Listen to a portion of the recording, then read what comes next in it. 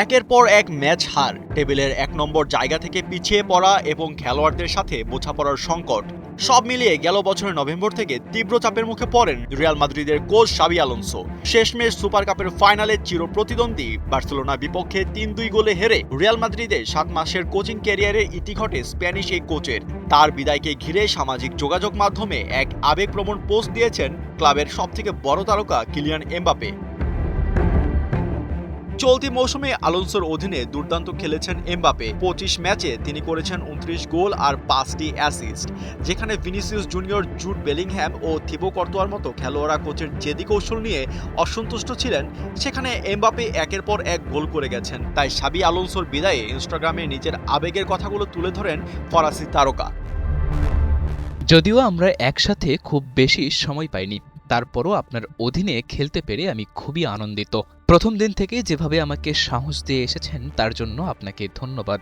আমি আপনাকে এমন একজন কোচ হিসেবে মনে রাখব যার স্পষ্ট ধারণা ও ফুটবল সম্পর্কে অসাধারণ জ্ঞান ছিল। আপনার ভবিষ্যতের জন্য শুভকামনা।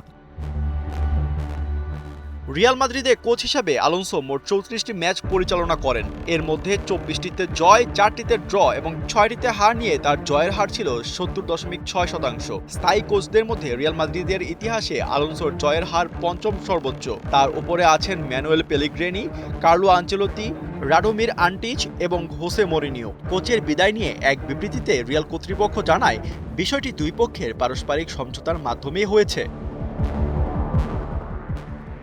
ক্লাবের সাথে পারস্পরিক সমঝোতার মাধ্যমে শাবি আলোনসো তার দায়িত্বের ইতি টানার সিদ্ধান্ত নিয়েছেন।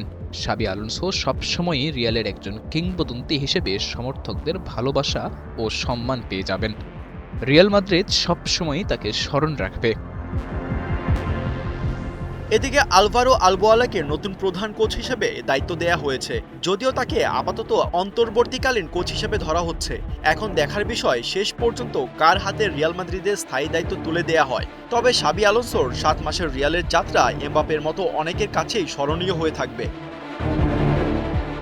আশফাকুর রহমান, সিয়াম, ৭১।